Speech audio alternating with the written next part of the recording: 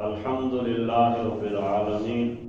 والصلاة والسلام على سيد الأنبياء والمرسلين أما بعد فأعوذ بالله من الشيطان الرجيم بسم الله الرحمن الرحيم ولقد صدقكم الله وعده إذ تحسونهم بإذنه حتى إذا فشلتم وتنازعتم في الأمر وعصيتم من بعد ما أراكم ما تحبون صدق الله العظيم. احبابی وکال، آج ہم نے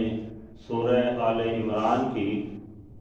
آیت نمبر 152 کا کچھ حصہ تلاوت کیا ہے. اس پوری آیت کو اور اس کے بعد والی آیت کو آج کے درس میں ہم انشاءاللہ اس کا مفہوم بیان کریں گے. اللہ تعالی ہم سب کو قرآن و سنت کی سمجھ عطا فرمائے. احبابی وقار، ان دونوں آیات میں خالق ارض و سماوات نے غزوہ احد کے حوالے سے ہی تذکرہ فرمایا ہے کہ غزوہ احد کے موقع پر جب مسلمانوں کو عزیمت اٹھانی پڑی، کفار کی طرف سے نقصان اٹھانا پڑا، تو اس وقت پھر کچھ مسلمانوں کے دلوں میں یہ خدشات پیدا ہو رہے تھے. ابتداءً تو اللہ تعالیٰ نے غزوہ احد کے موقع پر مسلمانوں کو فتح عطا فرمائی. کافروں کے بڑے بڑے سردار اس میں بھاگ پڑے ہوئے، ان کے 70 علم بردار میدان جنگ کے اندر قتل ہو گئے، تو وہ دشمن بھاگ چکا تھا. لیکن بعد میں پھر ایسے ہوا کہ دشمن نے دوبارہ حملہ کیا مسلمانوں کے نبی علیہ السلام کے حکم کی کما حق کو تعمیل نہ کرنے کی وجہ سے، جس کے ضمن میں پھر مسلمانوں کے 70 افراد شہید ہوئے، بہت زیادہ زخمی بھی ہوئے. وہ جو مال غنیمت ہاتھ میں آ رہا تھا وہ بھی سارا نکل گیا. تو جب اس حالت میں مدینہ کی طرف واپس آئے تو کچھ لوگ اس طرح کی چین مگوئیوں میں تھے کہ اللہ نے تو ہمارے ساتھ مدد کا وعدہ فرما رکھا تھا، لیکن ہماری مدد نہیں ہوئی، ہمارا نقصان ہو گیا، ہمارے اتنے افراد شہید ہو گئے، تو رب تعالیٰ کی مدد کیوں نہیں آئی؟ تو رب تعالیٰ نے اس کا یہاں پہ اظہار فرمایا کہ تمہارے پاس تو اللہ کی مدد آئی تھی. اللہ نے ارشاد فرمایا وَلَقَدْ صَدَقَكُمُ اللَّهُ وَعْدَهُ، اللہ نے تمہارے ساتھ جو وعدہ کیا تھا اسے سچ کر دکھایا. وہ کس اعتبار سے؟ اِذْ تَحُسُّونَهُمْ بِإِذْنِهِ، کہ جب تم ابتداءً اللہ کے اذن کے ساتھ دشمنوں کو مار رہے تھے، دشمنوں کے ساتھ تمہارا مقابلہ ہوا، اللہ کی مدد شامل حال ہوئی کہ تم نے تھوڑی ہی دیر کے اندر دشمن کو پسپا کر دیا، دشمن بھاگنے پہ مجبور ہو گیا، تمہارے ہاں مال غنیمت آ گیا. لیکن فرمایا حتی اذا فشلتم وتنازعتم فی الامر،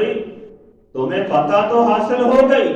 لیکن بعد میں جب تم نے بزدلی دکھائی اور تم رسول اللہ صلی اللہ علیہ وسلم کے حکم کے اندر اختلاف کرنے لگے اور بعض لوگوں نے اس کے اندر نافرمانی کی، تو پھر وہ جو صورتحال تھی وہ یکسر بدل گئی. تو یعنی کہ مسلمانوں کے دلوں میں جو خیال آ رہے تھے کہ اللہ کی مدد کیوں نہیں آئی، اللہ نے اس کا یہاں پہ اظہار فرمایا ہے کہ اللہ کی مدد تو آئی تھی، تمہیں فتح بھی حاصل ہو گئی تھی، لیکن تم میں سے بعض لوگوں نے چونکہ رسول اللہ کی کما حق ہو اتباع نہیں کی، اس کے اندر ان سے غلطی سرزد ہوئی، اور بعض لوگوں نے بزدلی کا مظاہرہ کیا، بھاگنا شروع کر دیا، جس کی وجہ سے وہ تمہارے پاس جو اللہ کی مدد آئی تھی وہ واپس لوٹ گئی. کیونکہ جب رسول اللہ صلی اللہ علیہ وسلم کی اتباع کے اندر کوئی نقص رہ جائے تو پھر رب تعالیٰ کی ناراضگی ہو جاتی، پھر اللہ کی طرف سے وہ جو مدد کی وہ نوید تھی وہ ختم ہو گئی. تو اللہ نے اسی کا یہاں پہ اظہار فرمایا حتی اذا فشلتم، یہاں تک کہ جب تم نے بزدلی دکھائی، وتنازعتم فی الامر،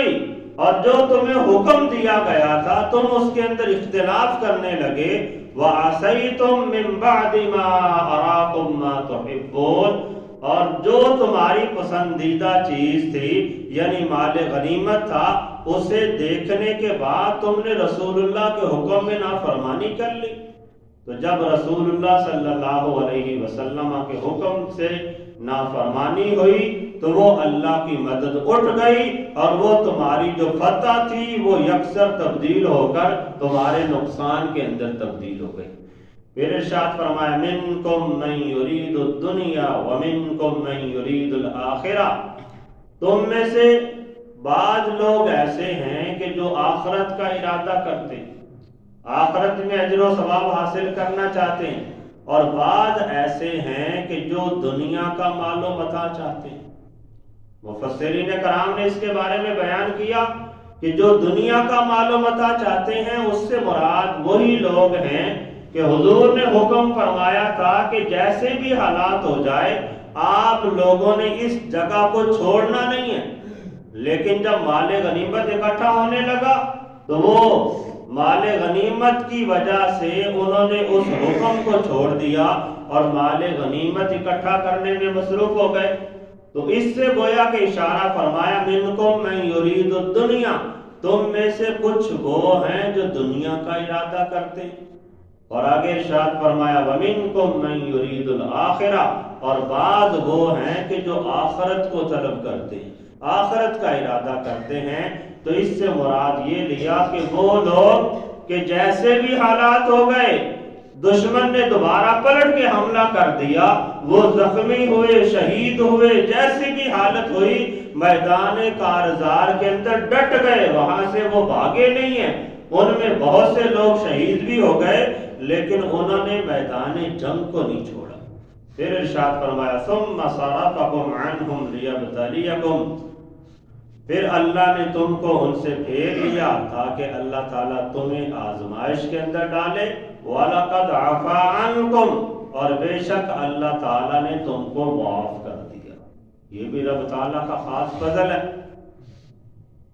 کہ میدان جنگ کے اندر سے مسلمان بھاگ گئے، اور میدان جنگ سے بھاگنا یہ کبیرہ گناہ ہے۔ کسی بھی مسلمان کو میدان جنگ سے یا میدان جہاد سے بھاگنے کی اجازت نہیں ہے۔ ہاں تدبیر کے طور پہ کوئی دائیں بائیں ہو جائے، ظاہری بات ہے اپنا دفاع بھی کرنا ہے، لیکن میدان چھوڑ کر موت کی وجہ سے، موت کے ڈر کی وجہ سے بھاگ جانا یہ جائز نہیں ہے۔ تو مسلمانوں کو سے وہاں پہ خطا سرزد ہوئی، لیکن رب تعالیٰ چونکہ رؤوف الرحیم ہے، فضل کرنے والا ہے، اللہ نے ان کی خطا کی معافی کا اعلان بھی قرآن کے اندر ہی بیان فرمایا۔ یعنی جس جگہ پہ ان کی خطا کا تذکرہ فرمایا، اللہ نے اس کے ساتھ ہی ان کے لیے معافی کا بھی اعلان فرما دیا کہ وَلَقَدْ عَفَا عَنْكُمْ، تحقیق رب تعالیٰ نے تم سے درگزر فرما دیا، تمہاری خطا کو معاف کر دیا تاکہ بعد میں آنے والے لوگ مسلمانوں پہ تان نہ کر سکیں، حضور کے صحابہ کرام پر کسی قسم کا اعتراض نہ کر سکیں۔ اللہ تعالیٰ نے خود ہی ان کی غلطی کو معاف فرما کر قرآن کے اندر ان کی معافی کا اعلان بھی فرما دیا، اور ارشاد فرمایا واللہ ذو فضل علی المؤمنین، اور اللہ ایمان والوں پر بڑے فضل کرنے والا۔ مسلمانوں سے اگر کوئی غلطی خدا نخواستہ سرزد ہو جائے، کوئی گناہ سرزد ہو جائے، تو بہت مرتبہ ایسے ہوتا ہے کہ بندے نے معافی مانگی بھی نہیں ہے، لیکن رب تعالیٰ اپنے فضل کے ساتھ ہی انہیں معاف فرما دیا۔ اب یہاں پہ غزوہ احد کے موقع پر ابھی غلطی سرزد ہوئی ہے، لوگوں نے ابھی معافی مانگی نہیں ہے، لیکن رب تعالیٰ نے ان کی معافی کا اعلان پہلے ہی فرما دیا۔ اور اگر رب تعالیٰ تو ایسا عظیم فضل والا ہے کہ بندہ معافی نہ بھی مانگے، غلطی ہو جائے، تھوڑی سی ندامت ہو، بندہ اس کے بعد کوئی اچھا عمل کر لے تو اللہ تعالیٰ اس کی غلطی کو معاف فرما دیتا ہے۔ تو اگر بندہ گناہ کے بعد اللہ کی بارگاہ میں سچے دل سے گڑ گڑا کے توبہ کر لے اور ہمیشہ کے لیے اس گناہ سے باز رہنے کا تہیہ کر لے، پھر تو یقیناً رب تعالیٰ اس کی غلطی کو معاف فرمائے گا۔ پھر آگے ارشاد فرمایا اذ تصعدون ولا تلوون على احد والرسول يدعوكم في اخراكم، اور یاد کرو جب تم چڑھتے جا رہے تھے اور تم میں سے کوئی بھی ایک پیچھے پلٹ کر نہیں دیکھ رہا تھا، والرسول یدعوکم فی اخراکم، اور رسول صلی اللہ علیہ وسلم تمہیں پیچھے سے بلا رہے تھے، پکار رہے تھے۔ یہ بھی غزوہ احد کو نقشہ کھینچا کہ جب دشمن نے دوبارہ پلٹ پہ حملہ کیا تو بہت سارے مسلمان گھبرا کر بھاگے، کوئی پہاڑی کے اوپر چڑھ گیا، کوئی مدینے کی طرف واپس آ گیا۔ تو اس بات کو بیان کیا جا رہا ہے کہ آقا کریم صلی اللہ علیہ وسلم ایسے حالات کے اندر بھی میدان کے اندر ڈٹ کے کھڑے ہوئے۔ حضور کے کچھ صحابہ کرام بھی حضور کے ساتھ وہیں پہ موجود تھے، تو جو بھاگتے جا رہے تھے ان کو آقا کریم صلی اللہ علیہ وسلم پکار رہے تھے کہ تم واپس پلٹ آؤ، میں یہاں پہ موجود ہوں۔ اس کی ایک وجہ یہ بھی تھی کہ کیونکہ افواہ پھیل چکی تھی کہ نبی علیہ الصلوۃ والسلام شہید ہو گئے، تو مسلمان اس وجہ سے گھبرا گئے اور بھاگنا شروع کر دیا۔ تو آقا کریم صلی اللہ علیہ وسلم انہیں پکار رہے تھے کہ میں یہاں پہ موجود ہوں، میں زندہ و جاوید ہوں، تم واپس پلٹ آؤ۔ تو اس کا یہاں پہ تذکرہ اللہ تعالیٰ نے بیان فرمایا، اذ تصعدون ولا تلوون علی احد، جب تم پہاڑی پر چڑھتے جا رہے تھے اور تم میں سے کوئی بھی پیچھے پلٹ کر نہیں دیکھ رہا تھا، والرسول یدعوکم فی اخراکم، اور رسول صلی اللہ علیہ وسلم تمہیں پیچھے سے پکار رہے تھے، بلا رہے تھے کہ واپس پلٹ آؤ۔ فَأَصَابَكُمْ غَمًّا بِغَمٍّ لِكَيْ لَا تَحْزَنُوا عَلَى مَا فَاتَكُمْ وَلَا مَا أَصَابَكُمْ، اور فرمایا کہ اللہ نے تمہیں غم پہ غم میں مبتلا کیا۔ فَأَصَابَكُمْ غَمًّا بِغَمٍّ، اور تمہیں غم پر مزید غم پہنچے، لِكَيْ لَا تَحْزَنُوا عَلَى مَا فَاتَكُمْ وَلَا مَا أَصَابَكُمْ، تاکہ جو مال غنیمت تم سے فوت ہو گیا، کہ مال غنیمت ہاتھ میں آتا ہوا تم سے چھن گیا، اور جو تمہیں وہ جنگ کی فتح والی کنڈیشن شکست کی حالت میں تبدیل ہو گئی، فرمایا اس کا جو تمہیں غم پہنچا ہے تمہیں مزید غموں کے اندر مبتلا کیا گیا تاکہ اس کا غم تمہیں محسوس ہی نہ ہو۔ عام طور پہ ایسا ہی ہوتا ہے کہ اگر بندے کو کوئی ایک مصیبت پہنچی ہے، اس کے بعد کوئی اور مصیبت آ جائے تو وہ پہلے والی بھول جاتی ہے، یا دو چار مصیبتیں آئی ہیں، کوئی اس سے بڑا نقصان ہو جائے، بڑی مصیبت آ جائے تو چھوٹی مصیبتوں کا احساس ہی نہیں رہتا۔ تو یہاں بھی ایسی کنڈیشن ہوئی کہ مسلمانوں سے مال غنیمت چھن گیا، وہ فتح والی جو حالت تھی وہ شکست کی طرف تبدیل ہو گئی، تو یہ دونوں غم والی باتیں تھیں۔ تو وہاں پہ اللہ نے غم کے اندر غم میں مبتلا کیا۔ اس کی کیفیت فقہا نے یہ بیان کی کہ غم سے غم کے اندر مبتلا کرنے سے مراد یہ ہے کہ ایک تو مال غنیمت چھن گیا، اس کا غم، دوسرا فتح شکست میں تبدیل ہو گئی، اس کا غم، اور فرمایا کہ یہاں پہ سب سے بڑے دو غم تھے، وہ یہ کہ مسلمانوں میں سے 70 افراد شہید ہوئے، یہ سب سے بڑا غم تھا۔ اور پھر فرمایا اس سے بھی زیادہ بڑا غم یہ تھا کہ رسول اللہ صلی اللہ علیہ وسلم کی شہادت کی خبر پھیل گئی،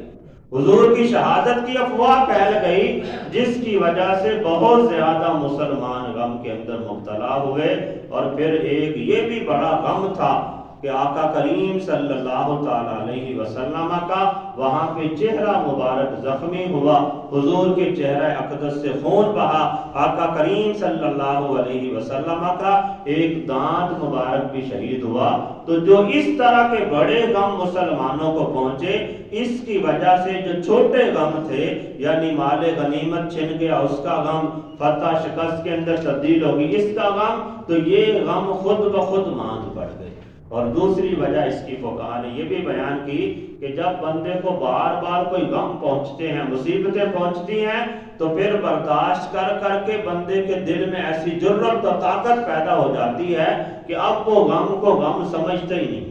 پریشانی کو پریشانی سمجھتے ہی نہیں ہے، ہر حال میں وہ صبر و شکر کے ساتھ معاملات کو نبھاتا ہے۔ تو اس کا یہاں پہ تذکرہ فرمایا، فَأَصَابَكُمْ غَمًّا بِغَمٍّ، اور تمہیں غم پر مزید غم پہنچے، لِكَيْ لَا تَحْزَنُوا عَلَى مَا فَاتَكُمْ وَلَا مَا أَصَابَكُمْ، تاکہ جو مال غنیمت تم سے چھن گیا اور جو مصیبت تم پر آئی تمہیں اس کا غم ہی محسوس نہ ہو۔ واللہ خبیر بما تعملون، اور اللہ تمہارے کاموں کی خبر رکھنے والا ہے۔ تو احباب جی وقار، جو بھی کام بندہ کرتا ہے، چاہے دنیا کی کسی طاقت کے اندر، کسی محل کے اندر، زمین کی تہوں کے اندر چھپ کے کرے، اللہ تعالیٰ کو ہر کام کی خبر ہے۔ ارشاد فرمایا واللہ خبیر بما تعملون، اللہ کو تمہارے تمام کاموں کی خبر ہے۔ تو اللہ تعالیٰ کی بارگاہ میں دعا ہے کہ رب تعالیٰ ہم سب کو اچھے کام کرنے کی توفیق عطا فرمائے